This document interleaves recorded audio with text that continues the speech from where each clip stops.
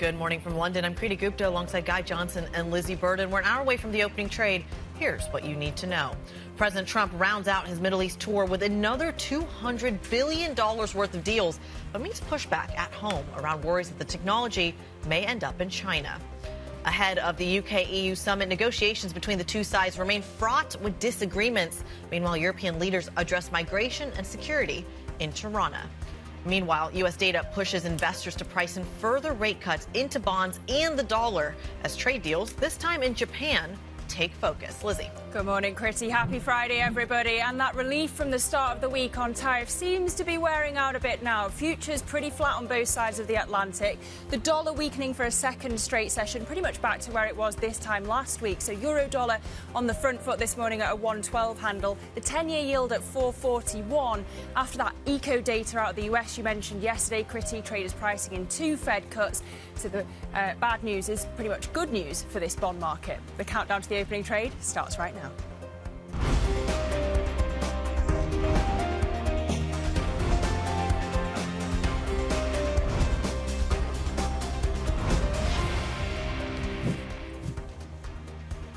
It has been a wild week. We're not done yet. President Trump still probably going to speak in the next couple of hours. We'll bring you those comments live as they happen out of the Middle East. The trip is wrapping up. It's been hugely controversial in so many ways. But in terms of the way that the market has traded this week, equities have been driven higher. Stocks really rallying sharply on Monday. But the dollar's kind of back where it was. That's worth paying attention to.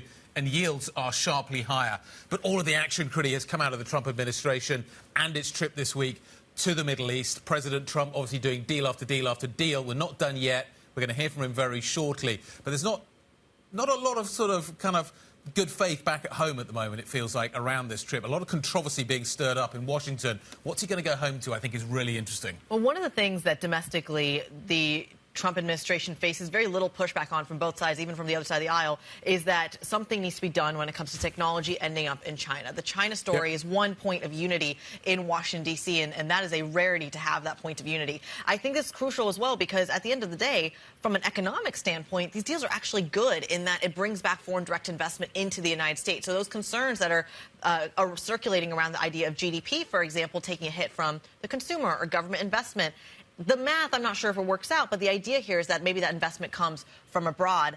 Let's see if it actually comes to fruition. But what's the cost, the political cost of that coziness with the Middle East when it comes to back home? When you're looking at, you know, the plane from Qatar being a freebie, it kind of makes Keir Starmer accepting the free gifts or the allegedly free gifts look like child's play.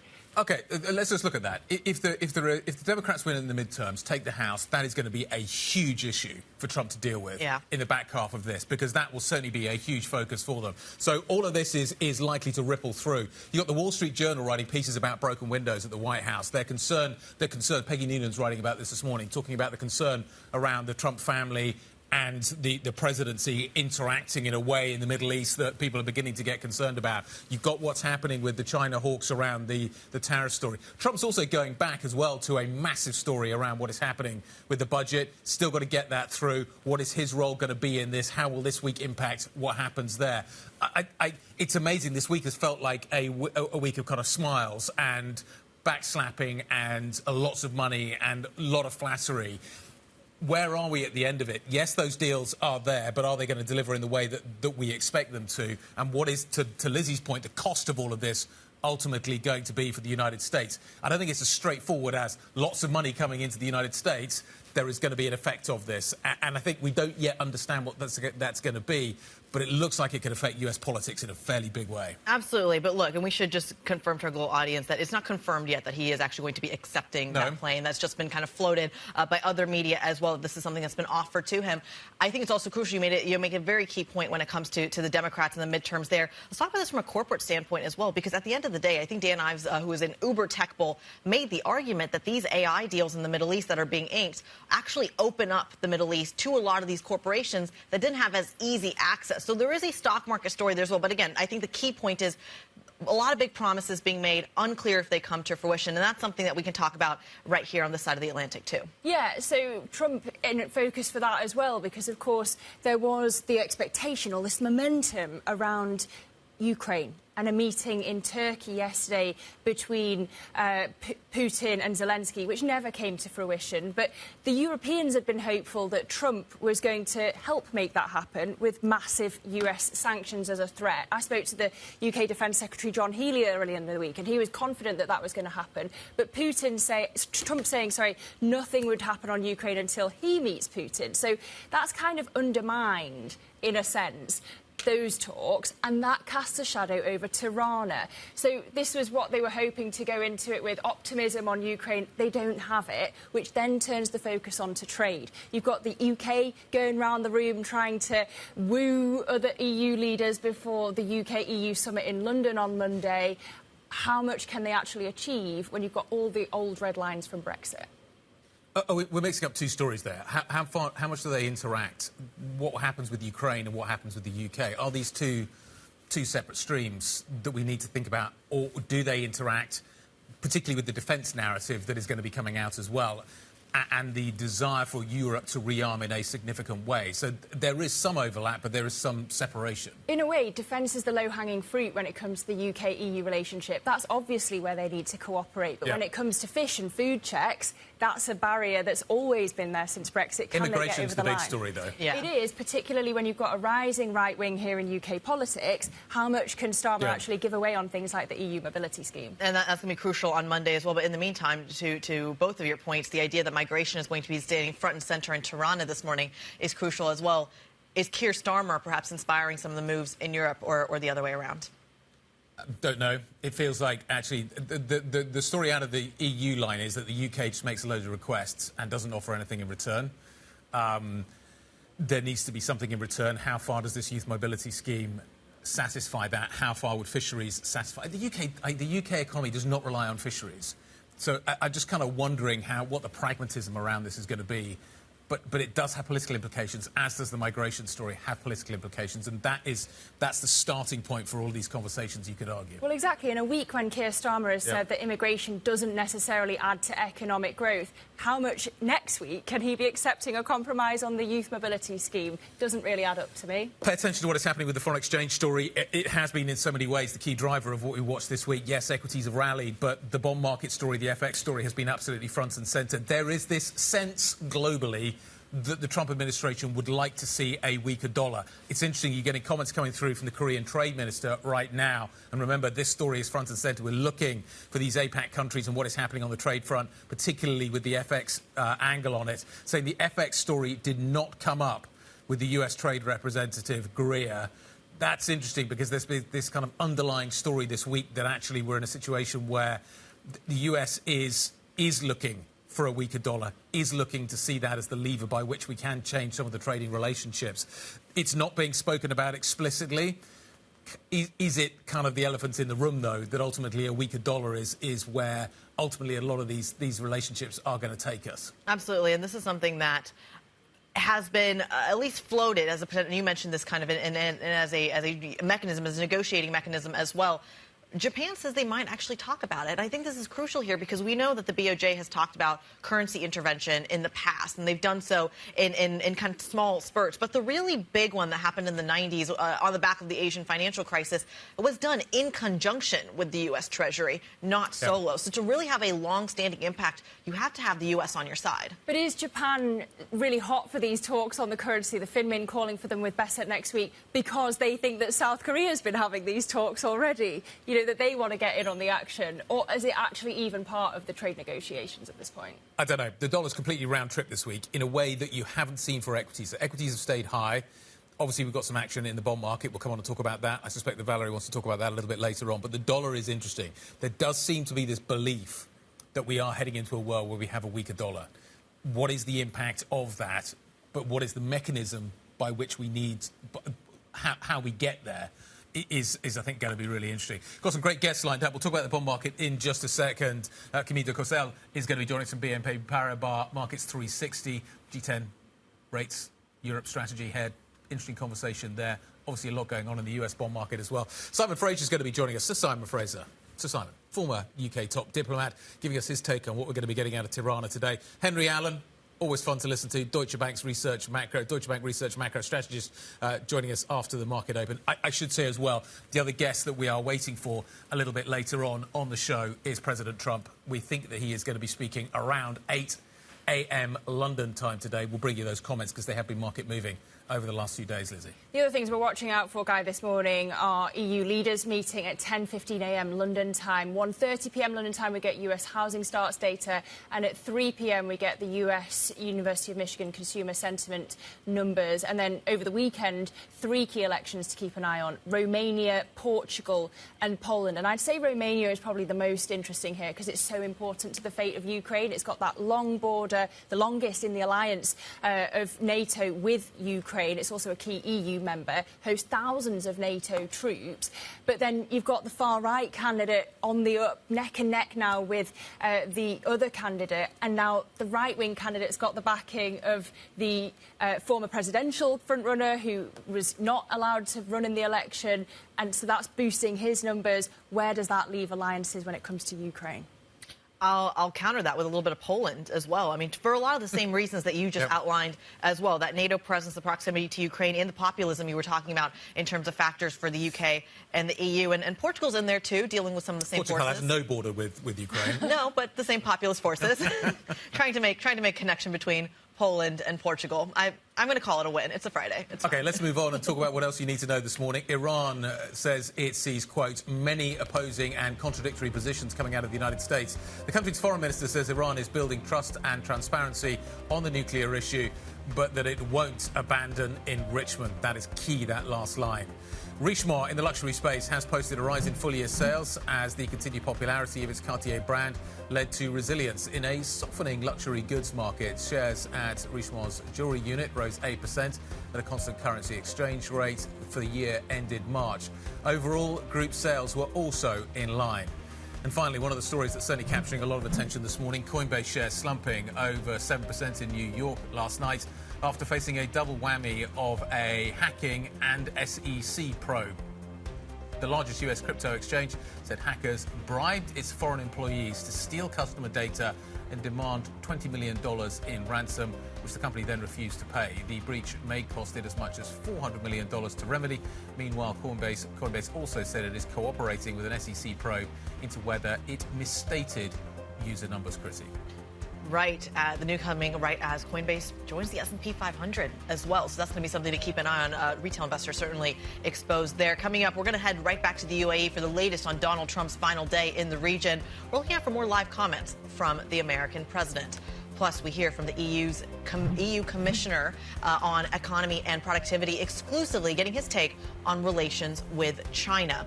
Up next, back to the markets, though. We're going to dive into the dollar, bonds, and how the recession risk shows up in these markets. If you have any questions for us or for our guests, get involved in the conversation. IB plus BBTV Go is the function on your terminal. This is Bloomberg.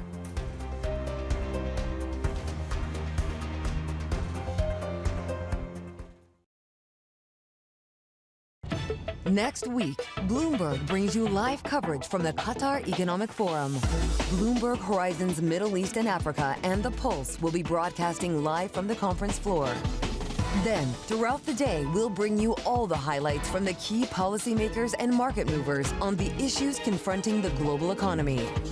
Live coverage from the 5th edition of the Qatar Economic Forum starts Monday, right here on Bloomberg Television. Context changes everything.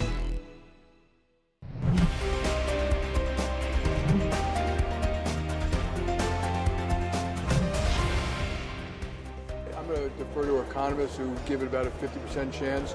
I think all these things are probably inflationary a little bit more and slowing down the economy. If there's a recession, I don't know how big it'll be or how long it'll last. Hopefully we'll avoid it, but I wouldn't take it off the table at this point. Jamie Dimon's not taking it off the table, a US recession, that is, in conversation yesterday with Francine. It does seem to be a coin toss for a lot of people still, yet maybe this week has improved the odds, maybe in the no recession camp's favour. Let's find out with Valerie. Definitely, Guy. I think this week has seen a market change in what the market is assuming about a U.S. recession. If you look at poly-market odds of a U.S. recession in 2025, they've seen a pretty steep decline since the U.S. walked back those tariffs on China. We were just at 65% of a U.S. recession this year, just on May 1st, all the way down now to around 35%. And this optimism around the U.S. Growth picture has led the S&P 500 to have its second best week this year. The index is up some 4.5% headed into Friday's session. But maybe I'll play devil's advocate with this optimism. Bloomberg did a survey of economists on what people are thinking about the trajectory of China tariffs going forward. And I found this most notable that in 6 months' time, so this is after the 90-day reprieve, the median estimate for tariffs on China still remains at 30%. And that really begs the question, 30% tariff on China does see a majority of those exports come into risk. At least that's what Bloomberg projects. So maybe this optimism is a bit misplaced. You could argue one way or the other. Another thing I want to note, Guy, there was a pretty voracious rally in the Treasury market yesterday. After those 10-year yields breached 4.5%, we saw a near double-digit decline in the 10-year yield and in the long bond as well. A lot of mix of things going on. We had that weak retail sales data. We also had some speculation. There was a lot of mortgage hedging activity going on yesterday. And lastly, there were some leaks to the press about supposed bank capital reforms that would help U.S. banks hold more treasuries on their balance sheet. Those three things combined led to a pretty big rally in the Treasury market yesterday. Absolutely. That story keeps coming back when maybe we get close to 5%. As Valerie was pointing out to me when I got in first thing this morning. OK, let's carry on the conversation, figure out what is happening here. Big rally yesterday, obviously in bonds, but we've been touching up against 5% on a US 30-year, which is a fairly significant line in the sand. Kamita Korsel, Head of Developed Market Rates and Strategy and Economics for Europe at BNP Paribas Markets 360, joining us this morning around the table. Did we just get a little kind of oversold on bonds, particularly at the long end this week? Is what we've seen over the last 24 hours just a logical reaction to a big move down? Nothing ever goes in a straight line. No, for sure. The bond market is probably going to remain very volatile from here. But, you know, what we have seen at the start of the week was really an unwind of this recession fear risk premium that was priced in. But we are pretty much back to levels where the balance of risk is, well, more 50-50. balanced. Exactly. So, you know, the fact is, in the US, we do not have a recession as a base case. We also agree that the odds have been diminishing after the announcement from Monday. But we do not see still a Fed cut this year. So the risk, I think, for the US bond market near term is, you know, further evidence that the Fed is not going to cut. And that could still put a bit of pressure to long-end bond yields. OK. So does that get us through 5%? Like the 5% line in the sand looks pretty interesting in terms of the US 30-year. Do we get through that? I don't think so. I think we can remain in a range which is just underneath it. But for the bond market to really rally from here, we will need to get closer to that point where the Fed really starts to cut again. And you might need to wait for the end of the year and start of 2026 for that. So it's going to be a long wait. What matters more for the bond market right now, the central banks or the deficits on both sides of the Atlantic? Definitely the deficit is a big topic right now, but also, you know, the performance of the economy. So, for example, in Europe, we are very bullish on the European economy on the back of fiscal. We expect, you know, in Germany, public spending to reach levels that we have not seen since the post-reunification period. But that means that to finance it, you probably are going to see an increase in net supply of 150 billion over the next 2 to 3 years. So just that should also mean that you will see a repricing of term premium in Europe. So pretty much 150 bips of a rise on the 5-year. Wow. So it's just the start of a rising trend for rates in the European rates market as well. Is there enough investor demand to digest that excess supply? I mean, right now, I think a lot of people are making the argument that there is, simply because European debt seems more attractive than U.S. debt right now. But if that dynamic were to flip, is there still enough demand left to absorb it? So that's a very good question indeed, and especially as I have to add to that story the fact that, you know, the Dutch pension fund transition which happens at the end of the year / start of next year, is pretty much going to be, you will see half of the industry shift, which means that you will have even more supply to the very long end. So indeed, who is going to absorb all of that? I think for Germany, you probably need to see yields to reset a lot higher to see that demand come back. Yeah. So that's probably where you see the most repricing. But for other debt like Italy, BTPs are offering very decent yields. They are, for that, I think you should see more support. So for investors who want to rotate into Europe, for example, I think BTPs can be the place to be. What's fair value on the German yield? What do you think where do you think it should be? So the fair value on the German yields will pretty much reach 3.5% in 2027. So, yeah. For the 10? Yes, for the 10-year. So we're at 2.5 now? Yeah, exactly. Okay. Can I bring it back to trade and a conversation that Kriti's actually been having with the EU's economy chief? He was kind of urging China not to dump goods on Europe. How much support would that give longer-dated European bonds if you actually see China flooding Europe with cheap goods and adding to the disinflation narrative? So, yeah, it can add a bit to the disinflationary narrative, but we take that into account in our forecast.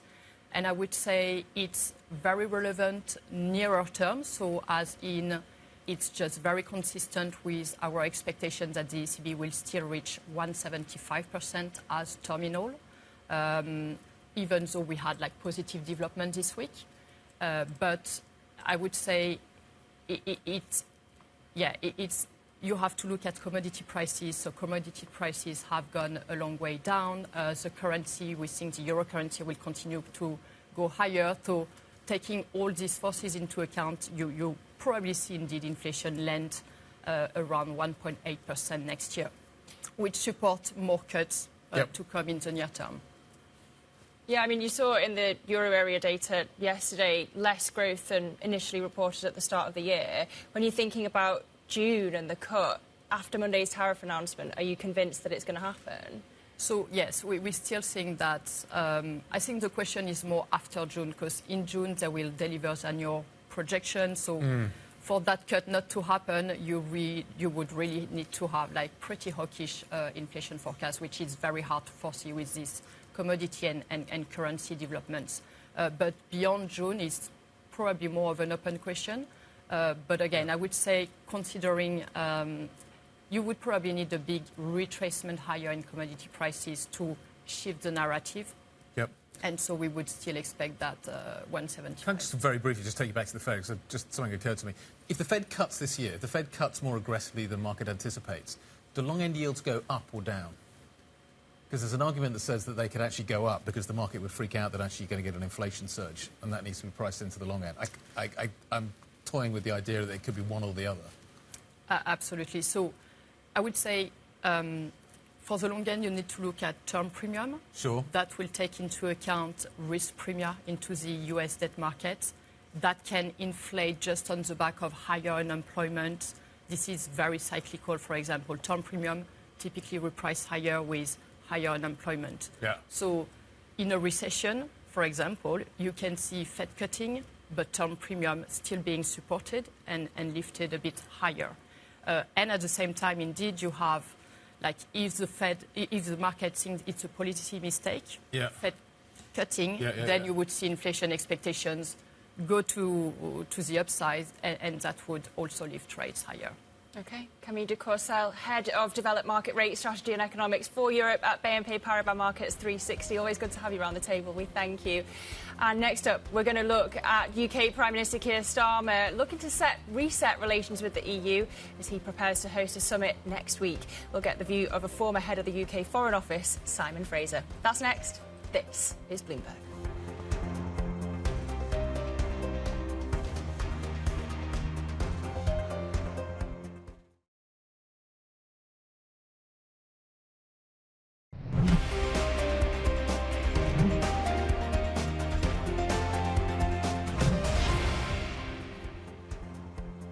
30 minutes from the start of the opening trade here in Europe, futures look like this. Remember, we are still digesting several different factors when it comes to the conversations in Toronto, the trade deals, even the commentary coming out of the Middle East as well. But futures kind of positive on a Friday. We don't usually see that. We tend to see a little bit of a risk-off nature going into a weekend.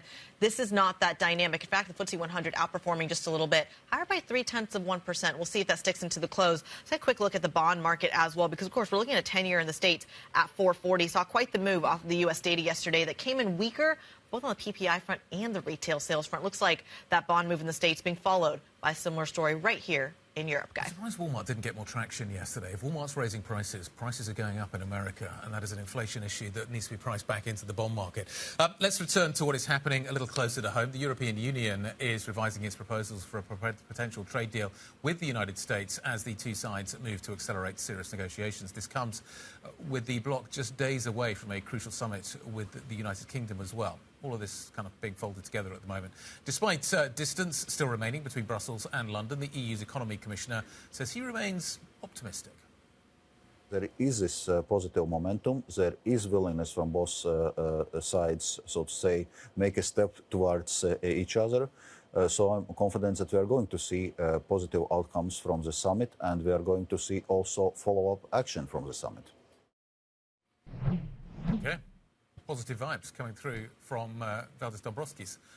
Let's get a view from Tirana and find out what exactly people are saying on the ground. Our reporter, Ollie Crook, is to be found there at this meeting that Keir Starmer is attending in Albania.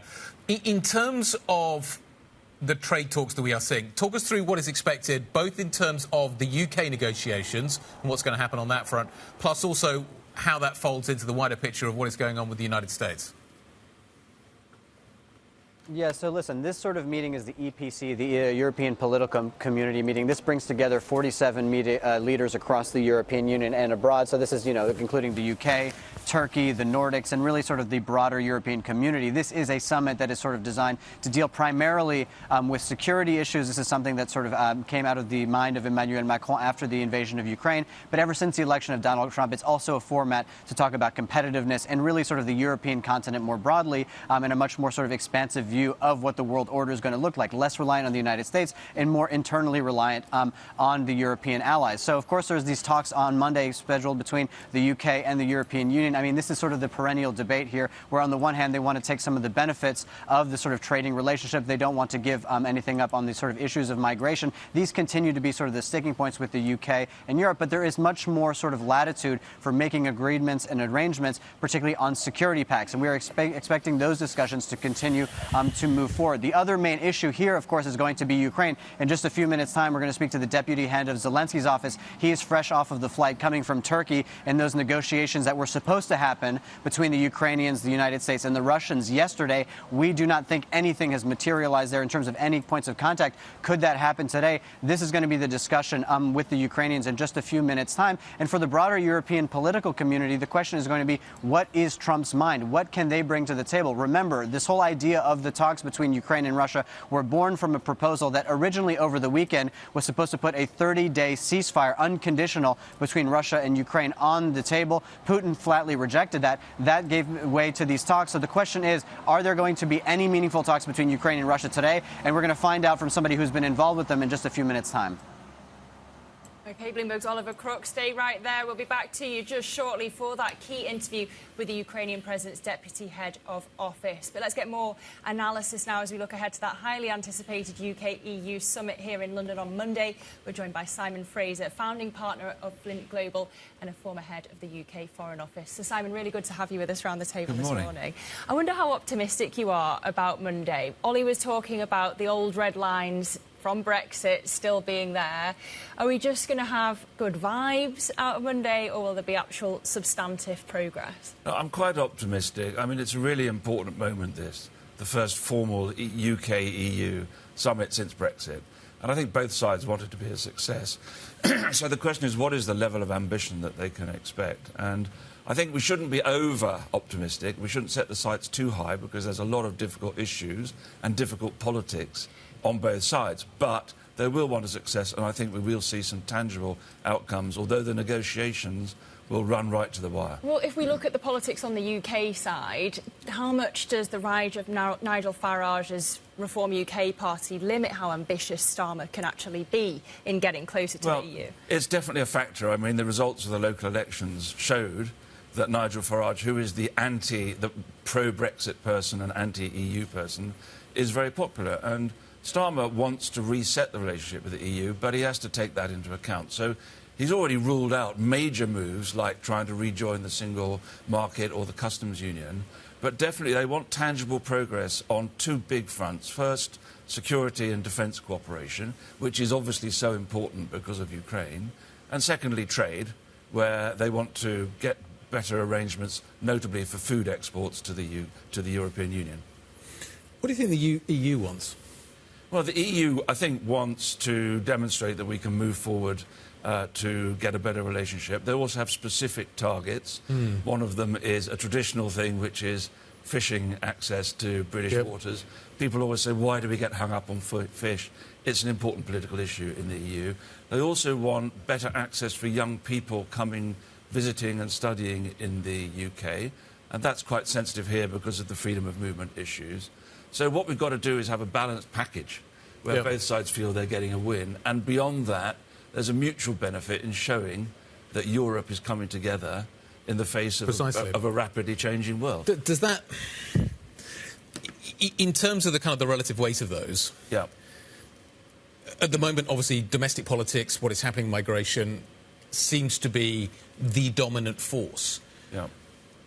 Would you expect that the security story, the ability of the security story to emphasise a more Europe together policy going forward can counter that? Or do you think the migration story will continue to exert significantly more weight going forward? I think what is different here is that the strategic context has changed. So we've got to get beyond the old Brexit arguments. Obviously, we've got to find ways of resolving them. But we've got to look at the bigger picture. We have Russia having invaded Ukraine. We have Donald Trump taking a fairly, let's say, aggressive attitude towards the European Union on trade and other things. And surely we need to look at that and say, well, where does our long-term interest lie? And it must lie in a more autonomous, united and stronger Europe. And Britain has to be But how do you get that message? How does that message overcome the migration story? I think people are understanding that. But, of course, you've also got to play this through the domestic political issues, and you've got to balance that carefully. And that's what Keir Starmer's trying to do. This is the beginning of a strategic sort of shift, I think, to try and repair the relationship that's been badly damaged since Brexit.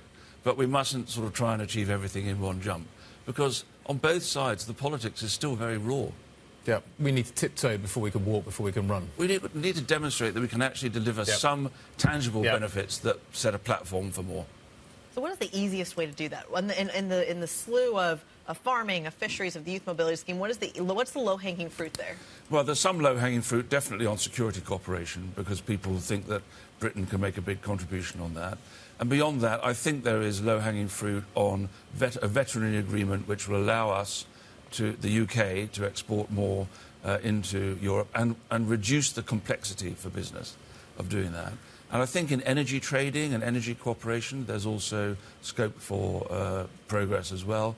And I think there will be some sort of deal on, for example, freedom of movement, or no, not freedom of movement. Don't call it that. Easier movement for young people from Europe in Britain. So I think they've identified an agenda, but, you know, they always negotiate to the very last minute. Dealing with the EU is always about negotiation. You've got 27 member states, all of them have to have a say, so it's always complicated. Scott Bessent earlier this week said that the EU has a collective action problem. Would you agree?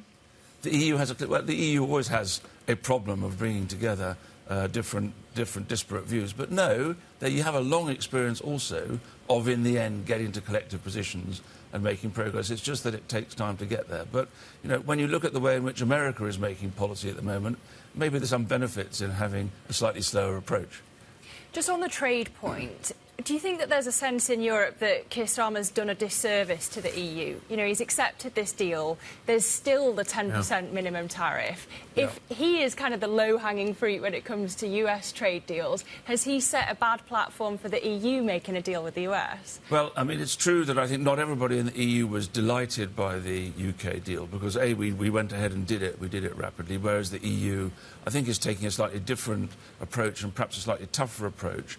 And in particular, they didn't like the fact, some of them, that our agreement seemed to have accepted this base 10% reciprocal tariff level, which the EU has not decided yet to accept. So EU policy is still forming. But I don't think that's going to be a major blocker to progress in the summit on Monday. OK, that's interesting. And on the defence point, how quickly do you think that UK companies will get access to that EU defence fund? I think we're going to start with a sort of broad agreement about defence cooperation, which will set the scene for further work. But I don't think we're going to get immediately to a point where UK companies have access to the new fund that the EU set up. That must be the objective, because we need more efficient and better spending collectively in Europe on defence. Sorry, Simon, can I just take you back to the issue of the trade deals? How quickly do you think a trade deal between the United States and the EU is possible? Well, it usually takes quite a while because the EU is a complex beast, and also the EU will not want to be rushed. The EU sees itself as an equivalent trade power to the United States. It's not going to be pushed by America into a very rapid deal. What was the read across from the China deal? Or the China talks or the China progress? Is there anything... From the US-China? Yeah. Well, I think it's slightly different. I mean, look, it was a far more dramatic situation that Trump had set up with China because of the level of the tariffs that he put on. What the EU will have read out of that is that the United States is prepared to negotiate and to move. So I think there is a prospect of that.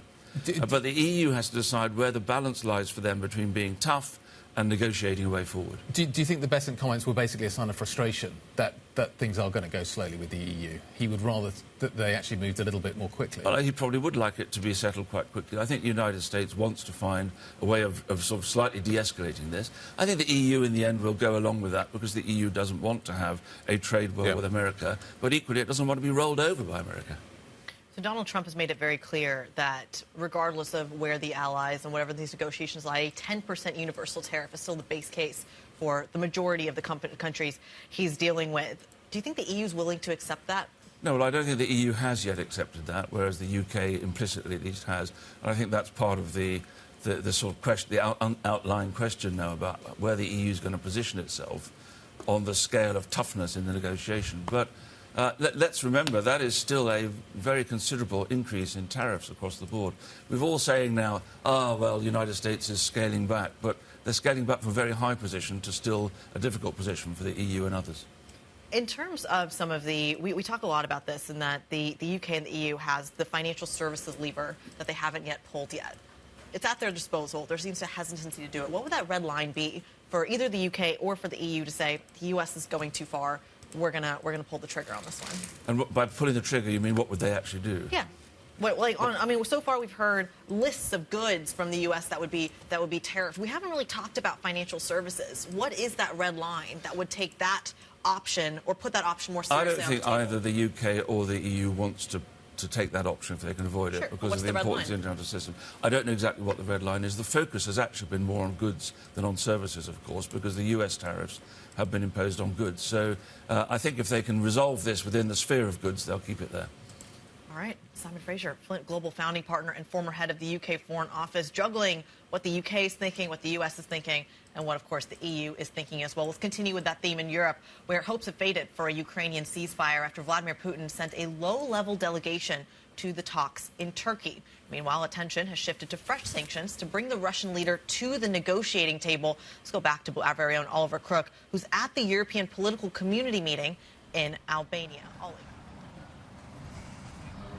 Yeah, that's right, Kriti. We're here in Tirana, where EPC leaders, 47 members of Europe, are meeting here, the leaders at the very highest level. And we're very pleased to be joined now by the deputy head of Zelenskyy's office, Ihor Brusylo, who's just fresh off the plane from Turkey, where those discussions were supposed to take place between the Russian delegation and the Ukrainian delegation yesterday. Mr. Brusylo, thank you so much for your time. I'd like to just start there in terms of the discussions between Russia and Ukraine. Can we confirm at this point that there has been no contact between the two delegations, and do you expect that contact today?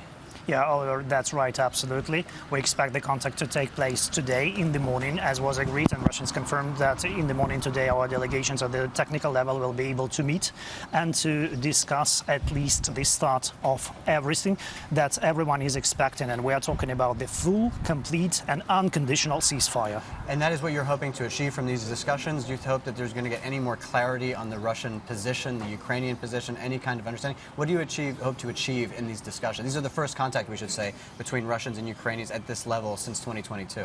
That's right. This is the first contact, if it happens today. And I'm hopeful, as well as our delegation and all our country, that the contact will take place. And the meeting will be around, actually, the mode of complete and unconditional ceasefire. At least this is the mandate that our delegation received yesterday from the president. And they will be able to say to the Russians that, guys, we're here to discuss about our next steps, how to ensure the full and unconditional ceasefire at least for 30 days. If they are ready to say, yes, we are going to discuss it with you today, then we can also look at the monitoring, the process of the monitoring, how to monitor technically the ceasefire along the contact line. And how far, if there is no progress made on the ceasefire, what in your mind are the next steps? Anyway, we will push on that because this is the precondition for any future peace talks. Everyone understands that if there is no ceasefire, there is no moving forward. So this is the prerequisites and the precondition for any possible future talks. And we've heard from President Trump saying that basically nothing can happen until he speaks with Vladimir Putin. Marco Rubio echoed that sentiment. Do you agree with that idea that there actually will be very difficult to make any progress without direct contact from Trump and Putin? I believe that without Zelensky, Trump and Putin, there is no way forward. The only way forward can be is that if Zelensky meets Putin, and that's what President of Ukraine declared a couple of days ago. His readiness is absolute, and he is available anytime to go to Turkey and any other place to meet with Putin to talk about the ceasefire first, and then about all other terms and conditions of the real lasting peace. And we've seen in the last few weeks very clearly that Zelensky, every time Trump makes a proposal, Zelensky says, yes, we'll be there, and actually will be there, times two with as much enthusiasm. How long do you think it will take, and at what point do you think it will take to convince Donald Trump that actually Putin is the obstacle to peace here? What I can say is that President Zelensky shows his determination. He's absolutely ready for peace talks. He's absolutely ready to discuss any issue. There is nothing that can be left untouched or any stone that can be left unturned. So the determination and availability of President Zelensky is obvious. And it depends again now on President Trump if he sees the determination and availability of the leader of Ukraine to these negotiations. And Marco Rubio and Lindsey Graham have both been in Turkey meeting with the Ukrainian delegation. We should say Lindsey Graham has sponsored this bill at the U.S. Senate that seems to have large bipartisan support. This would be new, fresh sanctions, very strong sanctions against Russia. How much buy-in do you think that there is on the U.S. side for the appetite for those sanctions? And do you think that Lindsey Graham will be able to convince Donald Trump to move forward on those? What I can say is this is a good leverage, and at least this is a good snapback. One party does not want to move forward. So if Russians stall the negotiation, then there should be a mechanism how to influence the situation, and cannot be just in the standstill. Something should be done. And Lindsey Graham prepared very well that bill that has now garnered support of 74 senators in bipartisan nature. So it's on the table. As to how much he is serious about his intentions, I think he is, because he knows the situation from inside, and he's the person, he is the man who can actually get this message across to the Oval Office, to President Trump, about the necessity to influence and to take effect for these sanctions. And another one of the issues that you're concentrating very heavily on is this minerals deal with the United States. I'd like to get an update from you on where you are in terms of figuring out the actual details of the fund. When do you think that that will be in place? Actually, the legal framework is already in place. The Verkhovna Rada, the Parliament of Ukraine, ratified the agreement between the United States and Ukraine on the economic partnership agreement, and also on the establishment of the reconstruction fund for Ukraine. So two other documents were signed recently in which Ukraine and United States agreed to establish this fund. This is the mechanics of how the fund will function. So it's all in place. Now it will take some time for the delegations together. It can get going from now. Well, Ihor Brusylo, thank you so much. That is the deputy head of Zelenskyy's presidential office in Ukraine. There with the latest updates from those talks. currently happening in Turkey. We are potentially having the first direct contact at that level between the Ukrainians and the Russians today since 2022. There's a lot of balls in the air right now. That is definitely one of them. Thanks for updating us on it. Ollie Crook joining us from the European leaders meeting in Albania. We're going to go back there shortly. We'll keep you up to speed with what is happening on that front. I also just want to draw your attention to the fact that maybe within the next few minutes we will be hearing from the President of the United States. Donald Trump is expected to speak at the US-UAE Business Roundtable, which is currently underway in Abu Dhabi. We'll come back to that. As soon as we get those pictures, we will bring them to you live right here on Bloomberg.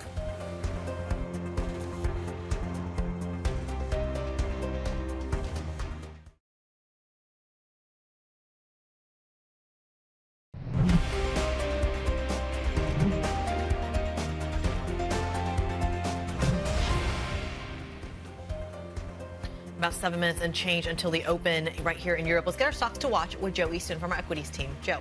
Morning, Kriti. So Richemont looking a little bit soft on some of their watch numbers today, despite the overall sales looking pretty much in line with expectations. We have seen this stock outperforming recently, but those watch numbers, particularly in China, could weigh on the stock today, and also potentially some of the other watch peers, including Swatch over in Switzerland, so keep an eye on that one as well. Then in terms of Swiss Re, looking strong on the investment income, making up for a bit of softness in some of their insurance, particularly given the exposure to the recent LA wildfires. That was the key negative in the report, but the investment income looking strong for that one. Then finally, we've got Bayer in focus once again, reporting the Wall Street Journal saying the company going to be looking to close a lot of the lawsuits linked to Monsanto and the chemicals business, potentially even putting that business into bankruptcy in terms of that unit, according to the Wall Street Journal. Keep an eye on that. It's had a volatile week given the recent earnings, and focus on RFK Jr.'s plans in the US. Bayer in focus once again in Germany this morning. All right, Joe Easton there from our equity team walking us through some of the stocks to watch. We are, of course, 5 minutes away and change from the European Open. We are, of course, also awaiting Donald Trump's comments. He is in, I believe, Abu Dhabi this morning. So we're going to wait and bring you those comments live as we get them. In the meantime, on this Friday, going into a weekend, futures indicating a positive open when it comes to Europe. Some outperformance in France and Germany as well. We'll see if that sticks. This is Bloomberg.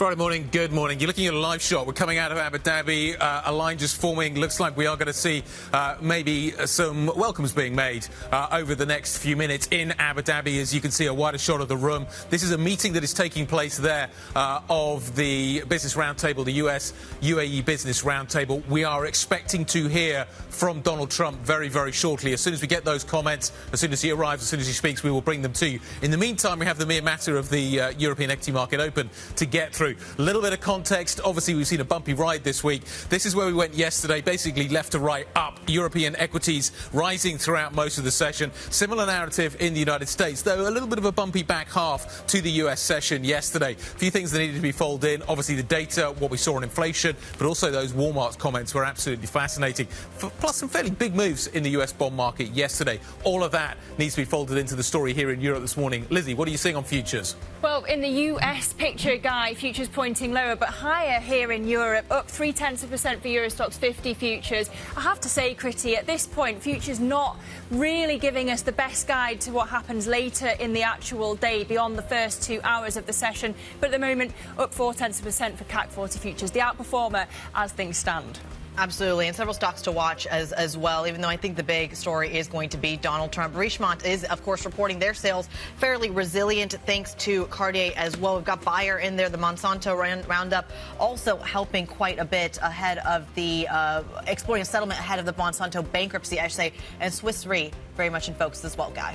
Bunch of single stocks that we need to focus on as we go towards the open. Remember, we're heading into a weekend that also represents a significant risk story, so that needs to be folded into your thinking as well. But at the moment, it looks like we're going to see a fairly insipid open. We've got US futures a little softer, European futures maybe a little still price in still, so a little bit of upside there. Some single stocks maybe to think about, but it doesn't look like we are going anywhere in a hurry. After that massive move at the beginning of the week, we are definitely levelling off when it comes to the equity story. So SOX 600 up by around 0.2%. The FTSE's up by around 0.2%. The IBEX is up by around 0.3%. We're looking for the next catalyst, trying to figure out what that ultimately may be. And at the moment, it doesn't feel like we have it at the moment. The market's got a lot of different things going on, a lot of balls that are going to be in the air over this weekend as well. How much risk do you want to carry through that process? Lizzie, talk me through the sector story. What are you seeing there? Well, we are risk on to start the day, Guy, and you've got about 18 out of 20 sectors in positive territory this morning. Healthcare leading the gains, up 0.9%. Real estate not far behind it, 0.6% up. Bottom of the basket, though, you've got tech and construction and manufacturing, both in the red. But if you look at some of the single stock names that we were talking about before, Joe Flag Bayer, those shares up 1.3%, Kriti, as you were talking about as well.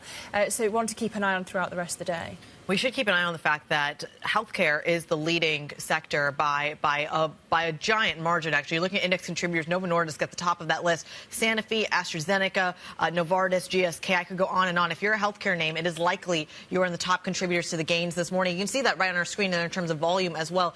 Bayer is also higher by 1.6%. That Monsanto story is actually a positive for the company. So there is a kind of double whammy, or double tailwind, I should say, for the pharmaceutical sector. On the downside, though, we should mention tech not having a good day. But honestly, Guy, at the start of this really just looks like a rotation of what we've seen throughout this week.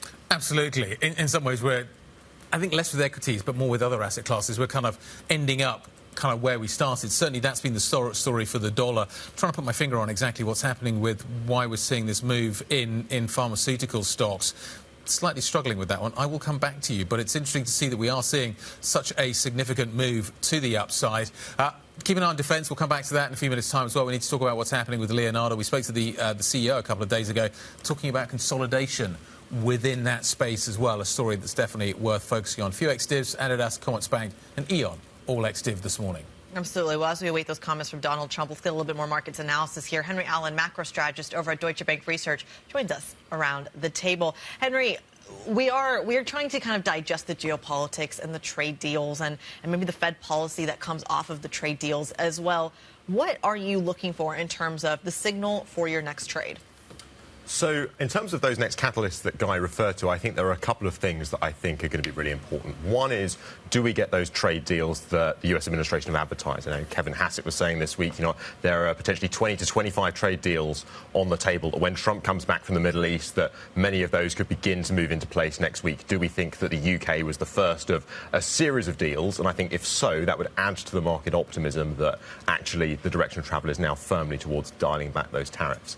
I think the other thing, and we saw this last year to some extent, is if the data continues to point away from a recession, as I think it will, then I think as the weeks and months go by, certainly over the next couple, markets and investors will become increasingly relaxed that we're not going to see that recession. And I think that can help bring us a bigger risk-on move. Just because as that data continues to come in, like retail sales yesterday, yes, it was down, but still in positive territory, doesn't look like a recession. I think that will really help things. It's fascinating, and Henry, we'll show the pictures in just a moment, but we are seeing live shots of Donald Trump getting ready to speak in Abu Dhabi as well, and I think that's just an immediate question here. Do you actually price in some of these deals? There's the trade deal story as well, but there's also the foreign direct investment story as well. So if you start to see, say, more of U.S. money coming into these various regions, but also the other way around, is that tradable, or is that simply just a number at the moment? I think at the moment it's just a number because I think the proof will be in the pudding, as it were. And one thing I noticed yesterday is when we had the Bloomberg Red headline come through saying about Qatar investment, the S&P didn't really react to that. So I think at this stage, it's very easy to kind of pump up these numbers. And I know governments across the world will, advertise, often use double counting and methods such as that. Often these are pre-announced deals or investment that was already going to go ahead to form some nice big round number. So I think the proof will be in what actually happens rather than what's necessary in the press release. Henry, I take your optimism, but But even if the US-China tariff relief came on Monday, you're still going to have the average tariff rate much higher than it's been since the 1940s. Is it not likely that you're going to still see some scarring? It just hasn't shown up yet in the hard data. I think that's a risk, but I think basically what markets are hoping for is that this 90-day extension, both on the reciprocal tariffs and on the China tariffs, is actually permanent. I think that's what's being priced in, because they kind of know where this Trump put is now, that when the US 30-year Treasury was probing 5%, when the market was selling off in reaction to Trump's comments on firing Powell, they then had a quick reversal. And so I think tariffs we're kind of treating as this kind of exogenous variable, but actually it's endogenous to the market. And I think Trump can't wait, basically, to get back to kind of first-term mode, which is stock market at record high. USA has never been doing better. We're heading for the golden age. I think, from his announcements we're seeing in the Middle East right now, that's where he wants to get back to. But that's Trump and the market. But the central banks are still being very cautious. They are, for sure, and I think they're still worried about the inflation story. But even there, the news has been pretty positive. This week alone, we've had lower than expected US CPI, third month in a row, the weakest PPI reading since the COVID pandemic. Oil prices, they've come down considerably given the fears of a recession and Trump's comments on Iran yesterday. So I think both on the inflation side, the pressures there are weakening. That offers central banks a bit more space to cut rates. So that's looking good. And on the growth side, I think it's clear that with the hard data still pretty resilient, all things considered, markets are pricing out that recession. Where's the signal? Is it in the bond market, is it in the equity market, or is it in the dollar? Because I'm getting different signals from all of them. The dollar's back where it was at the beginning of the week. Equities have gone up. The dollar's back where it was. You've got a US 30 that's knocking around 5% still. Which one of those do I want to pay attention to? Because I'm hearing different things from all of them, and they tell me different things about ultimately where the story is going to go. So, from my point of view as an analyst, I think the most important is the bond market, because that is the one that policymakers are most reactive to and are likely to see a shift in policy. Because, in my reading at least, what caused that 90-day extension back in April was the fact that the 30-year Treasury and long-end Treasuries were heading relentlessly higher, and that was spreading to other countries too. And indeed, for all we talk about the sensitivity of US consumers to the stock market, certainly they have more investments than, say, here in the UK. Actually, in some ways, consumers are more leveraged to the bond market because that filters through into mortgage payments. So I think the bond market is the critical one, because that will cause... OK, so you've got a 30-year at 5%, just shy of. What does that tell you? I think that tells us that investors are still, even now, questioning whether the US is still as safe a haven as it once was. I think that policy uncertainty in terms of the scarring that Lizzie talked about, that policy uncertainty is lingering. They're not going to trust the US. And the dollar's selling the same thing? Broadly speaking, I think the problem is, and this is the same for treasuries as well, and I think what's stopping this sell-off from going further is what's the alternative?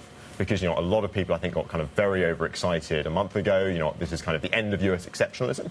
But actually, Europe and these other regions still have their problems. And indeed, the US still has its strengths. The IMF still think, even with the tariff reductions or the tariff downgrades to their forecast, that the US is still going to be the fastest growing economy in the G7. They've still got, lower tax rates than Europe. They work longer hours on average. So the trend growth path is much faster there. So if it's the bond market to be watching, can it force some fiscal discipline into Washington, D.C.?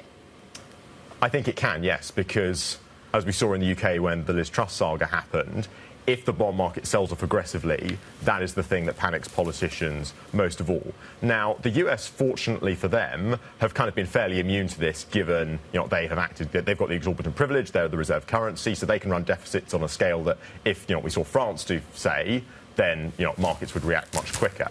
But I think we've seen in history, actually, I remember, well, not I remember, but if you read about it, in the late 80s, early 90s, around Bush... Thanks, Guy. So, you had, when Bush Sr. was in power, just as Clinton was coming in, US interest rates were moving higher, the interest payments on the debt was going higher, and there was a bipartisan consensus something must be done. And I think, similarly, if interest payments on the debt did move up to a level that it was constraining other spending on infrastructure, particularly on mandatory programs like Medicare, Medicaid, Social Security, then I think the political impetus would just be forced because they don't want the bond market turmoil. Do you want to go? I do. I just want to very quickly mention to our global audience that we are, of course, seeing live photos of Donald Trump in Abu Dhabi right now. It looks like he's speaking to some of the folks there to greet him with a slate that's talking about investment priorities in the United States. As we, of course, get to that press conference I believe he's due to speak to properly, we will bring you those headlines as we get them and dive into those comments. But, Henry, let's come back to this question of investment spending and trade deals, et cetera. At the end of the day, we're looking at a fairly resilient consumer, not just in the United States, but here in Europe as well. We're not seeing the same cracks that I think a lot of people were expecting to show up. At what point do they show up? Where does that, I mean, Guy was talking about the signal in the markets. Where's the signal in the data where you're starting to say, actually, we have a problem, the economy's crumbling, whether it's here in Europe or the United States? So my big focus is really going to be on the June-July data, which, given the lags of data releases, may not be apparent until sort of July, August, kind of height of the summertime. Because I think by that point we'll be aware, are businesses delaying decisions in a meaningful way that's having an impact on GDP and activity data? And is that filtering through into the market? Because we know that the labour market can be a slow one. The labour market is not necessarily a leading indicator. It's more of a coincident indicator that will turn down at the same time as the economy does. But if I look at the high-frequency data, that's still holding up really well, actually. If you look at the weekly initial jobless claims, for instance, that's been in its range from before Liberation Day. Actually, OpenTable have daily data on restaurant bookings, a discretionary category that you'd expect to fall off quite quickly if there were signs of consumer weakness. The daily data is still holding up. If anything, it's slightly accelerating. So, again, I'm pretty optimistic that we're not seeing that kind of signs of a downturn. In Europe as well, actually, I was impressed that the flash PMIs from last month, actually we'll get the next batch of flash PMIs for May next week. Those were still, on aggregate, in expansionary territory. So again, there were kind of this fears the economy was going to immediately fall off a cliff. The only advanced economy that's obviously showing signs of contraction is Canada, but they were hit with 25% tariffs and do 3/4 of their trade with the United States. Apart from that, actually, the US, Euro area, Japan, those other advanced economies showing, all things considered, impressive resilience. I'll leave it there. We've got a lot going on. There's many catalysts that could change all of this. Henry, thanks for running us through some of the details. Henry Allen, macro strategist at Deutsche Bank Research. Quick look at the Core 6. I'm not talking about fish. Let's talk about what is happening here. Fairly mixed picture, but you are, as we've seen, seeing some quite significant strength going through in the pharma space this morning. LVMH is a little softer. Interesting piece on the terminal this morning talking about the fact that the CAC 40 has an LVMH problem. Ferrari is up, ASML is down, Schneider's down, Nestle is up. I'm struggling to get a clear sense, other than the fact that we have a strong bid into the pharma sector this morning, that European equities are giving us a clear signal. This as we continue to watch what is happening out of Abu Dhabi and the signals that are coming through there. Also, maybe not that clear. Anyway, President Trump is currently, as you can see, kind of speaking to a gaggle, being addressed by some of the officials in Abu Dhabi. As soon as we get the press conference, we will get to that, Kriti. Absolutely, and I think it's crucial as well because, 24 hours ago, we were hearing him talk in Doha as well about simply just not only the tariff story and the trade deals they're trying to get out of and the direct investment they're trying to get out of into the United States, but also a series of other kind of tariff stories, the geopolitics, of course, raging in the background. We should mention that at the same time, there were meant to be slated talks in Turkey. Looks like they're now low-level conversations, but they are still the very first conversations happening directly between Russia and Ukraine. So, of course, we're standing by for headlines on that as well. In the meantime, let's go right back to the equity story and get our individual stocks on the move with Joe Easton. Joe. So we have got a decent move at the open in Richemont following those numbers earlier. Now pretty much in line with expectations in terms of the top line. The company was actually commenting around my screen's just given up on me there. There we go, we're back. Richemont up 3.9%. The company saying that they have seen a bit of an improvement in the watch sales, but outside of China remains the focus in terms of where they're seeing the improvement. China still weak, sales down around 15%, but nonetheless, there we go at the bottom there, down 13% on watch sales, but the stock coming back up, potentially not as bad as expected, and a slight improvement on sentiment. Then in terms of insurers, couple of big ones out. We had Swiss Re. Now that was the investment income story. Looked a little bit better than expected, but the losses on the LA wildfires potentially hitting that one. And then Aegon, that was more life insurance, actually weakness in the life insurance business, according to them today, out of Amsterdam. So that one looking weak as well. Then in terms of Bayer, as Guy mentioned earlier, pharma looking strong today. And Bayer, one of the best performers. This story in the Wall Street Journal about potentially closing some of those cases related to the Monsanto chemicals business, and also even potentially putting that unit into bankruptcy protection. That's been taken as a positive for that stock today. So we're seeing Bayer gaining around 3% now, continuing to come up as trading continues.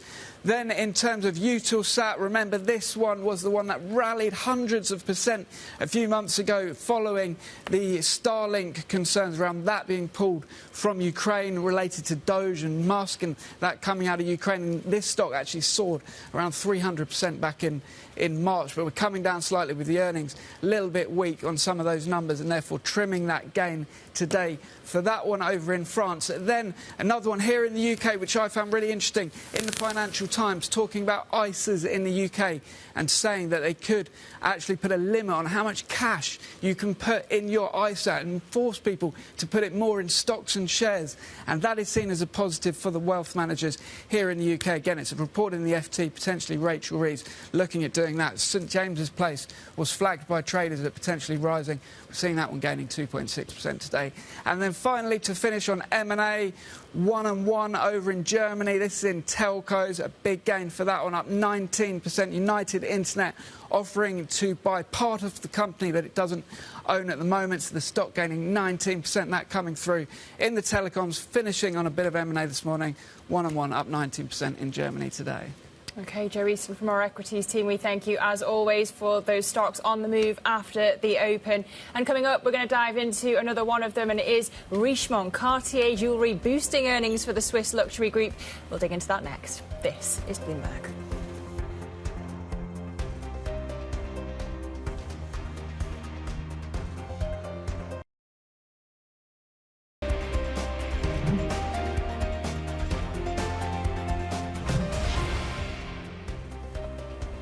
I want to take you back to Abu Dhabi and what is happening with the President of the United States. Something of a walk and talk underway at the moment. Peng Shao is currently speaking with the President of the United States, the CEO of G42, an AI company based out of the UAE. We think there's going to be some industrial CEOs joining him very shortly. We think Ellison's going to be there from Oracle. It'll be interesting to see as well whether or not we see the Etihad CEO as well. Airlines, aeroplanes, aircraft seem to have played a fairly large feature, been a fairly large feature of the landscape on this trip. But there's there's been an energy component, a healthcare component, which is I kind of think where we are now, and then I think we're going to move on to the industrial component, just in the sense of your sort of timing. I think after that we will hear from the President and we'll have a kind of more formal press conference at which we're expecting him to speak. So we'll come back to that in a few minutes' time as we continue to monitor what is happening in Abu Dhabi.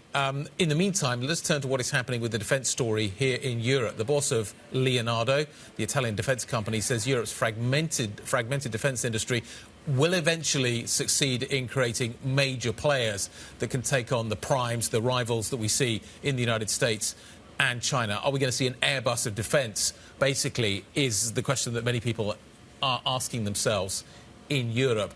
Roberto Cingolani spoke to Bloomberg exclusively from the company's headquarters in Rome. The actual situation that has been created in Ukraine after the Russian invasion made clear that, first of all, Europe is too fragmented. So even though we have maybe 1.5 million soldiers in Europe, those are fragmented into 27 armies. We have many fighters, many tanks, many helicopters. We have so many defense platforms that in the end of the day we're not very effective in the investment of our defense budget. The second thing that I think we should be noticed that no country can make on its own at European level to support and defend Ukraine. So clearly that was a bell. We have to wake up, we have to create a sort of European defense space. We have to boost the collaboration among defense companies. I mean, creating giants. I mean, if you see how big are the American and Chinese defense companies, they're much bigger than the biggest European ones, including Leonardo. That means facilitating the aggregation. That means favoring the synergy. Sometimes, from the industrial point of view, this means making choices and making priorities very clear. So this is happening, and in view of the NATO alliance that I believe should stay, should remain, should be reinforced, it is very important that Europe gets stronger and that we need to be a solid, more reliable partner in the NATO alliance as a continent. And this will make NATO stronger. And ultimately will make for the Western countries life safer in the future. So no favors, but of course the change of landscape has accelerated transformation that we should have considered maybe already a few years ago. Do you see room that those needs will lead to real consolidation? So big M&A in the industry in Europe, or government is not yet ready for it? Making big M&As in defense means that some government essentially steps back from national sovereignty. Maybe it's a bit too early. We have to create a culture. We have to create a mutual trust. But for sure, favoring the aggregation in joint ventures, like the one we did with Rheinmetall, or within the NATO umbrella with Baykar for drones, that is for sure a quick and effective way to favor the aggregation, to favor the synergy. I have no doubt that in the future Europe will find a way to make real merger and acquisition, or giants. But I think we have to do those things somehow progressively, because you don't change the culture of 27 countries that are historically different and also socially different. So we have to accelerate the creation of the United States of Europe on one hand, but on the other hand, history matters. So we need to work on that. The CEO of Leonardo speaking exclusively to Bloomberg. Quick look at defence stocks just to show you what is happening this morning, give you an idea of what the picture looks like right now. As you can see, a little bit of a bid back into that market. But as we've just been hearing, it is a market that maybe needs some consolidation. There's significant funds flowing into it right now. But will we see some consolidation? As I say, are we going to see an Airbus of defence being formed in Europe? Is that what we need to see here in Europe, Lizzie? Well, let's switch from defence to luxury. Switzerland's Richemont reporting earnings this morning, a rise in full-year sales, even amidst the turbulent times for the wider luxury sector. And Charlie Wells is here with a breakdown of why. Charlie, what's so good for Richemont at the moment? What's giving it this resilience? It was jewellery, Lizzie. Really, that is their largest group, and they saw a really big gain there. So that is helpful for them. And it's been difficult in the market to kind of find a narrative on luxury. I think you're getting a lot of earnings reports, a lot of kind of different stories from the likes of LVMH. Really not looking good compared to this Richemont report. We had Burberry yesterday, pretty solid, but they've been struggling a lot. And I would say that this Richemont report, it kind of helps build this kind of hard v soft luxury story, which is basically in a kind of uncertain quarter, these firms that have been able to sell the likes of jewelry, things like bags that are a little bit more durable, those durable goods, those firms are doing fairly well. It's the softer luxury companies, the more kind of fashion-oriented, the clothing ones, those have been struggling, and this report helps kind of solidify that story. Any clarity on the trade war impact? I mean, look, we're getting some really interesting comments from their chairman today talking about kind of the pricing power that they've got. I think one of the kind of spillover effects that we've been seeing from this trade war is currency, right? With that weak dollar, that's bad for a company that is headquartered in Switzerland. But, their chairman saying this morning, we can raise prices if we need. They have been raising prices. And, another issue they've been dealing with related to trade has been gold, right? The surge in gold price has kind of hit into some of their margins, and they have risen prices on the back of that. And so I think it looks like this is a company that still has that pricing power. Charlie Wells walking us through the Richemont story. We thank you so much. And of course, he was there talking about the trade war, the currency story as well. A lot of the emanating from the commentary coming out of Washington, D.C. Donald Trump is right now in the UAE, in Abu Dhabi. He is meeting with a series of CEOs and business leaders as well. We are due to get comments from him as he sits down for a business roundtable. In the moment, speaking to a series of industries where they are looking to invest both into the UAE and also garner investment into the United States as well, securing as much as $200 billion worth of deals. Of course, that is coming with some pushback in terms of the domestic politics at home. In the meantime, some comments being made from Donald Trump when it comes to Boeing as well, saying that Boeing had some, quote, headaches, but they make the best planes. Really backing, of course, one of the U.S.'s largest global exports. We, of course, are standing by from any comments and further commentary coming from not only Donald Trump, but Scott Bessent and Howard Lutnick, who are there with him at the moment. We're going to leave you with these live pictures and bring you the press conference as it comes to us. Stick with us. This is Bloomberg.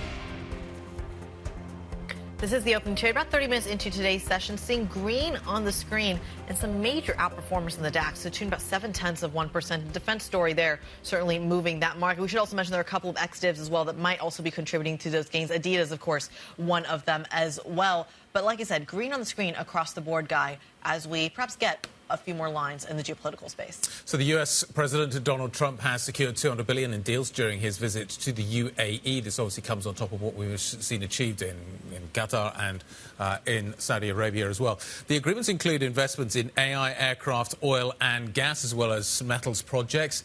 The deals build on a pledge from Abu Dhabi to invest $1.4 trillion in the United States over the next 10 years. Let's go to Dubai now, where Jumana Basekci, Horizon's Middle East and Africa anchor, joins us from. Jumana, fill in the gaps. What's the latest now? Fold in the UAE story into the wider trip that we've had from Donald Trump and how it compares and contrasts with what we saw in Qatar and what we saw, obviously, in Riyadh in Saudi Arabia. Yeah, also, I'm keeping a close eye on the images that we have on the screen and who is actually standing next to President Trump, because you've got Treasury officials, you've got the Treasury Secretary, Scott Bessent, also the Mubadala CEO, the CEO of the most active sovereign wealth fund in 2024. And we know that the President Trump and the administration as a whole have set their eyes on further collaboration with some of these sovereign wealth funds in the region. Yesterday, in an interview, exclusive interview with Bloomberg reporters, the QIA CEO, new CEO, I should say, pledged to invest $500 billion in the U.S. over the next 10 years. So the numbers that are coming out of these meetings have been quite huge. Just to give you some context around what has been announced in the UAE specifically, another economic pledge. Remember, this is a pledge, a commitment, not the same as deals, but the UAE are saying that they're going to invest up to $1.4 trillion in the U.S. over the next 10 years. When it comes to actual deals, though, $200 billion is the number. There are deals being signed in aviation. Once again, I think earlier on, President Trump was meeting with Etihad Airways, the CEO. They've signed about a $14 billion agreement with Boeing. So, again, as you know, Guy, Boeing group president, has been accompanying President Trump on the trip. And we've heard Boeing deals in every single one of these GCC states.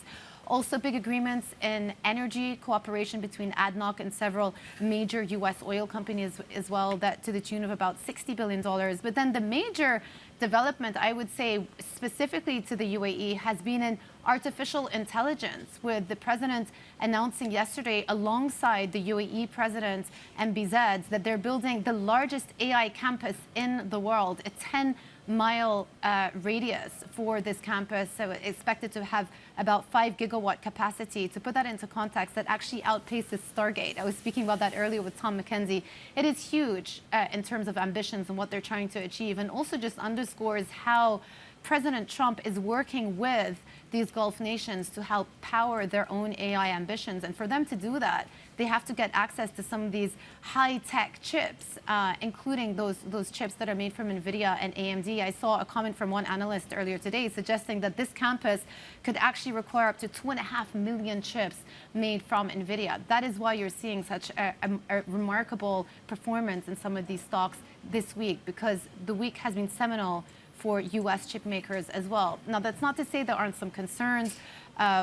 Some perhaps more China hawks within the Trump administration are still citing some concerns about national security, whether or not these chips could end up in the hands of China. But what Trump said when he made that press statement yesterday is they have inserted some guidelines to make sure that the distribution of those chips doesn't impede U.S. national security. So I expect that's a big theme that's going to come out of this when Trump gets back home to the U.S. OK, so deals very much in focus. Interesting, you can see Donald Trump there flanked by Scott Bessent, and to the left of him, the Greek Chief Executive Officer of Mubadala, Khaldoon al-Mubarak, who's also the chair, by the way, of Man City. But, Jumana, politics very much still on the agenda here. The Arab League summit is coming up this weekend. What should we expect out of that, and how it changes this overall story? Yeah, so a lot of the headlines have been around those flashy numbers, the trillions and the investments and the deals, important, but then also some significant political breakthroughs this week. We spoke about that historic meeting that took place between President Trump and the Syrian President Ahmed al-Sharaa, something that was inconceivable to happen 6 months ago, and really just demonstrates how the U.S. administration is working alongside Gulf allies, specifically Saudi Arabia, to bring Syria back into the fold and to give them a chance, quote unquote, of economic prosperity. So Syria is going to be a focus for this Arab League summit that's taking place in Iraq. Lebanon as well, with the new government. President Trump also made some quite supportive comments about the Lebanese government and his desire to work with them on, again, advancing their economic plans. Yesterday in Doha, President Trump also said that they're getting close to a deal with Iran. So you've got to think that that is going to show up in the conversations. But then also, and very important, and perhaps there's been less discussion about this on this trip, but the situation in Gaza, the war is continuing. Israel are preparing to intensify their operations in the Gaza Strip. And it has been 70 days since humanitarian aid has entered into the Strip. So that is going to be a topic of conversation at the Arab League summit that's taking place this weekend. But of course, that all comes on the back of the Trump administration and President Trump shedding light on some of these regional security issues as well. OK, Jemana Bessent, who's been across that US to the Middle East trip all week for us. We thank you, our Horizons Middle East and Africa anchor, who, of course, will have coverage of the Arab League summit for us on Monday. Kriti. Yeah, this is all interrelated as well, and there's always the China question looming over it all. As Joanna there mentioned, they are seeing, of course, a major pushback domestically in the United States when it comes to what that relationship with the Middle East and China is. If you open the gates for U.S. technology to enter the Middle East, does it ultimately make its way to China as well? The EU dealing with China in a very different light. That has more to do with the direct reaction to the trade story out of the United States and whether or not China will ultimately flood the European market with its goods. Well, I caught up with Valdis Dombrovskis, of course, the Commissioner for Economy and Productivity over at the EU, talking about what he can do, what the EU can do to both prevent that and maybe encourage a little bit of self-restraint. Take a listen to what he had to say. In this case, the question is basically, and it's probably less acute question right now, because U.S. tariffs on China are not now outrightly prohibitive, as it was 145% tariff. They're still high. It's 30% tariff. So there are still concerns about this possible trade diversion. So basically, what it means that if from the European Union side we will suddenly see that there is a strong flood of Chinese goods coming to the EU market, we will have to protect our market. And that is a scenario which we want to avoid to prevent further fragmentation.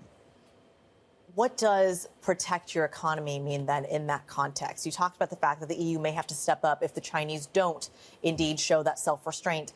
What do those domino effects look like? Well, in this case, it means further trade protective measures, possibly from EU side and possibly from other economies, if other economies are experiencing similar difficulties. But from the EU side, we are certainly willing to protect, now I have to say to the extent possible, a global rules-based trading system, because we believe that the rules-based multilateral trading system is what, at the end of the day, is serving better everyone. So we don't want to be in a world where might is right. We really want to preserve this rules-based system, and China is actually the country which has benefited most of this rules-based system, so it should be very much also in China's interest. Would you ever close your borders towards Chinese imports that come in? Would that ever be on the table? We do have quite a few trade protective measures already in place concerning Chinese goods. It regards, for example, steel, where we have a number of protection measures. More recently, we have introduced anti-subsidy tariffs on Chinese battery electrical vehicles, just to give some examples. And in a sense, if it is necessary, as a EU, we are using those trade protection measures also vis-à-vis other partners, in line with WTO rules, obviously. You mentioned the automotive space as one example, and then we've seen that in terms of the overcapacity from China as well. But it's taken some time in terms of putting those measures in and really addressing the overcapacity. Some would argue perhaps too late. In terms of, in light of perhaps more goods that are coming to the EU in reaction to the tariff story in the United States, how quickly can the EU deploy that measure to a broader spectrum of goods? There are a different type of trade protection measures, whether they are safeguards, whether they are anti-subsidy investigations, whether they are anti-dumping investigations. They all have their timelines, but I would say those, indeed, those timelines are maybe not very short, but I would say they are adequate to be able to react to changing circumstances. Valdis Dombrovskis there, the EU Economy Commissioner, talking to us not about necessarily what the United States and those conversations look like as they are ongoing, but actually their focus on the East as a ripple effect of what's happening in the States. I thought his strategy was interesting because he goes on and he talks about basically this idea that we're on the offensive, we're encouraging restraint, we're trying to tell China not to do this. But when it comes to that red line, perhaps limiting those goods in a more restrictive measure is very much on the table. Yeah, they have to. You can't see your market being flooded by Chinese goods. That is something that the EU will not tolerate and will certainly not see it as a derivative effect of what is going on between the US and China as well. It was interesting talking to Simon Flint a little bit earlier on, talking about the kind of timeline that the EU is working with here as well when it comes to a trade deal with the United States. He was talking about kind of weeks and months, but he's basically indicating as well that the European Union is not going to be in a rush here to get a deal done. Well, I think that's interesting that he has his poker face on when you were talking to the EU economy chief there, Kriti. But in private, what our reporters are hearing is that actually the talks are going very well, and there's a lot of stuff that the EU officials are willing to compromise on, and they're putting those proposals forward. So is it that they're just talking tough in public, but actually we might get something in weeks rather than months? To Simon, but they're not in a rush to do it. They want to get it done properly. They want to get a deal that's done that actually works. Because at the moment, the deals that have been done thus far have been a little light on detail. Exactly, and that's where the loopholes arise, which comes back to that China chips point. That's how the chips could get through the Middle East to China, and that's what the hawks are worried about in Washington. I mean, absolutely. It's a fascinating one as well, and we'll see how the ripple effects around the world start to kind of combine with each other. Because on the one hand, we're talking about this thawing relationship with China, whether it's from the EU side, whether it's from the UK side, or whether it's from the United States. But then there is these kind of domestic concerns in all three regions, but ultimately what kind of more friendliness with the Middle East means as well. And we're due to get some comments on that soon. Absolutely. We're also due to get some comments from the President of the United States fairly soon as well. He is currently, as you can see, in Abu Dhabi. He is currently going round the room, talking to various businesses, and we can listen in to what the President has to say. Let's listen in. Here's the good news. I've been doing this for 4 days. I leave now and get onto a 42-year-old.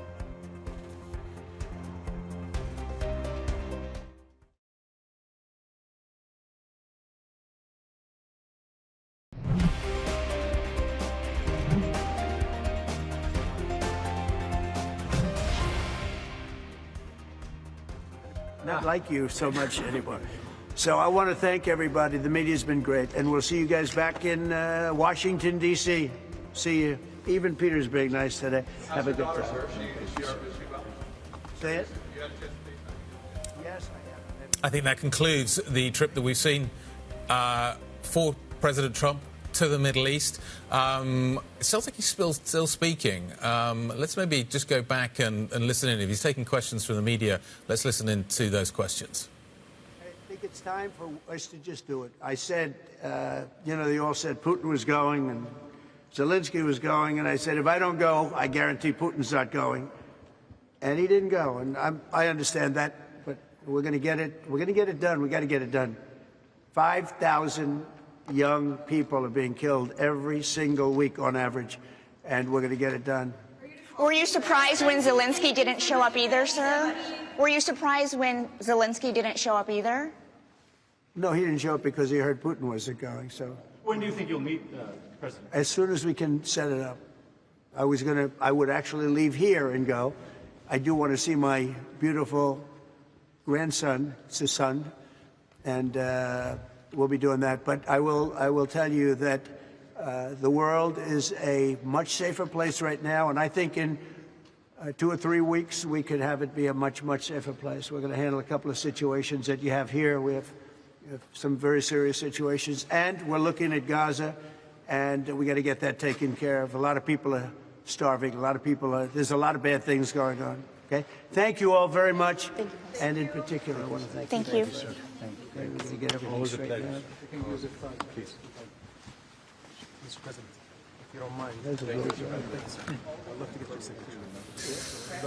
OK, I think we have now concluded the comments that the President has been making in Abu Dhabi. We'll continue to monitor the situation as it evolves, though. As we heard from the President, he will now be heading back, not via Turkey, but going back to the United States, back to Washington, D.C. He's got plenty on his plate to think about when he returns to the United States. Plenty of things happening there, both on the economic front and on the political front as well. So we leave that trip. It has been a roller coaster ride of a week. Obviously, some of the news has been made. Much of the news has been made by President Trump. And has moved markets in a fairly significant way. But remember where we started the week. We started the week with that China trade deal story. That feels like such a long time ago. Let's get a sense of kind of where we are and maybe kind of how far this story has still got to run. Paul Dobson joins us now, executive editor for Asia Markets. Paul, it's been a roller coaster week. Stocks are still higher. US stocks are still higher. We saw that big bump at the beginning of the week. But the dollar and many other assets have round tripped. The dollar is now basically flat on the week. What message does that deliver as to the kind of tolerance for risk going forward from here, from the wider market? Yeah, hi, Guy. I think from Asia's perspective, the movement in the dollar is absolutely crucial because as it's come back down again, that's meant that there's been upward appreciation pressure on, everything from the yen to the Taiwan dollar, the Korean won as well. And they've been moving in fits and bursts and quite jumpy as well. This sort of feeling among investors here that even if they're not saying explicitly that they want to do it, the US administration is still pushing for the dollar to be weaker in a sort of global, in the round kind of a basis, and that they will be pushed to allow their currencies to strengthen. And people are trying to get ahead of that, right? And so you see corporations repatriating their money, people putting on extra hedges, a little bit of kind of like concern. And we've seen some big blow-ups in volatility as a result of that. Weaker dollar should be helpful for US markets. We've definitely, as you said, continued to see gains for stocks, although that slowed down. It's going to take quite a lot for us to get good news on the trade front from here, given how surprisingly good the China news already was. I think the other thing you've got to be very careful of and watch out for is the Treasuries market. Yes, we had a pretty big rally yesterday. Some of the cooling inflation data and some slowing economic data gave people a little bit more hope that the Fed will cut. But the Fed's been quite clear, doesn't really think that it's going to be cutting anytime particularly soon. So watch those yields pushing up again. That's something that could become more harmful across the broader economy if it keeps on going. Well, speaking of those yields moving higher, you're certainly seeing plenty of that in the back end of the Japanese curve as well. 145 this morning on dollar yen. Paul, talk to us a little bit about simply this idea of currency negotiations being part of any sort of conversation between the Japanese authorities and Scott Bessent. Yeah, Kriti. So we had a reporting midweek saying the US is not pushing for currencies to be included as part of those trade conversations. Behind closed doors, it's not being brought up. And yet, there are meetings going on the sidelines. We've heard about Japan, we've heard about Korea, having those meetings, talking with US officials where currencies have come up. And as a result, Asia is reading into this, whatever it will, is reading that the US wants to push for a weaker dollar, or it wants to push for fair value on Asian currencies. And since a lot of them are undervalued, that puts that upward pressure onto them. Interesting as well, Paul. Yes, you've got the dollar weak again today, but that the euro isn't such a beneficiary on the flip side of that. Why do you see it continuing? Yeah, no, well, I think that the euro probably can continue to go higher, depending on how the economy looks. Trump has obviously said that he's not pushing for Europe to get a trade deal anytime particularly soon, and the ECB is still cutting, but you can see that the euro has at least got a bottom in and can continue to appreciate slowly over time. Paul Dobson, Bloomberg Executive Editor for Asia Markets, walking us through the dynamics in Asia this morning. We thank you so much. I want to bring you live pictures coming out of Abu Dhabi, where Donald Trump is sitting down with business executives at his UAE Business Roundtable. Now, we don't have audio at the moment, but we do want to bring to your attention that this is happening. He's just gone through a walk and talk with various other heads of industry. We had healthcare, we had aviation, we had energy as well. I believe industry was a part of that, so aviation was a big piece of this as well. So lots to discuss in Abu Dhabi as he talks about simply getting $200 billion worth of deals. This is on top of some of the conversations he had in Doha and Riyadh as well. Absolutely. It's been a huge week, and it's been setting the tone for the markets. You wonder whether there's a kind of hangover effect going into next week that maybe we start to see coming through. There's been lots of glitz and glamour around this whole trip. But the story's been kind of the tone was set on Monday. Yeah. And it wasn't this trip. The tone was set on Monday with the deal that was done between China and that feels like days. It feels like years ago that was the narrative that we were focusing on. We're going to continue to monitor, obviously, what is being said. We're just maybe going to sort some audio out and fix that as we wait and see exactly where that is coming from. But we continue to get comments from the President of the United States in the UAE. Valerie's joining us around the table as well, so let's just bring her into this conversation too. In terms of the arc that we've been on this week, it's been an incredible week. It's all very bullish. In theory, well, it's all very bullish. Yeah, precisely. Everything's very bullish. We're making lots of money. Everything's great. Thank you very much. Moving on. But in terms of the arc that we've been on this week, very risk-on at the beginning of the week. But we're now getting a more nuanced picture beginning to emerge between what's happening in the Treasury market, what's happening with the dollar, and what's happening with equities. Why are these markets seeing different narratives evolving? Why are they focusing on different things? Well, at least when it comes to the equity market, I think the reason why it's the second best week of the year is definitely, you can point fingers at the China de-escalation that happened on Monday. Also, you know, what Trump has done in the Middle East around AI that also helped fuel tech stocks as well. So the second best week of the year looking like for the S&P 500. What's leading the Treasury market is something completely different. Deficit concerns have really come front and center as the market is really watching this tax bill make its way through the House. So we saw those long-end yields come very close to 5%. We saw 10-year yields through 4.5%. And curiously enough, right after that, we get various leaks, one from the FT, one from the Washington Post, about this easing of bank capital rules that has been discussed a few times. You know, the easing of bank capital rules that will make it easier for these U.S. banks to hold treasuries on their balance sheet. It feels like last time they leaked this was the last time 10-year yields went through 4.5%. We're trying to figure out who the buyer of treasuries is going to be. Yep. Who is going to be the buyer of treasuries if foreigners are moving away from the market? If foreigners are moving away and if we have a deficit that continues to grow. We had some analysis from a think tank that looked at this tax bill in its current form, could add 1.8 percentage points to the deficit as a percent of GDP. That is something that is definitely worrying the bond market. But, you know, if we do get this bank capital reform and if it's bigger than what the market currently thinks, that could definitely cap yields for now because banks would step in to be that ultimate buyer of treasuries. In terms of what else is happening, keep an eye on what is happening with the president. Are we able to get sound from him? I'm not entirely sure at this time. We are hearing, obviously, that he is speaking at the business roundtable. So let's take a listen to what is being said. 8 years ago, the relationship, then it was interrupted, as you know, it was sadly interrupted, and not much happened. Nothing happened, actually.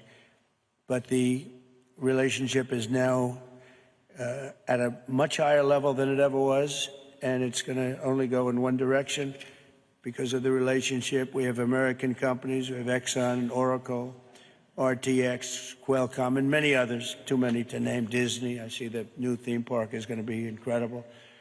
Bob Iger was in my office the other day, and he was showing it to me. It's going to be incredible. But we're making great progress toward a $1.4 trillion that UAE has announced that it intends to spend in the United States over the next couple of years. Yesterday, the two countries also agreed to create a path for UAE to buy some of the world's most advanced AI semiconductors from American companies, a very big contract.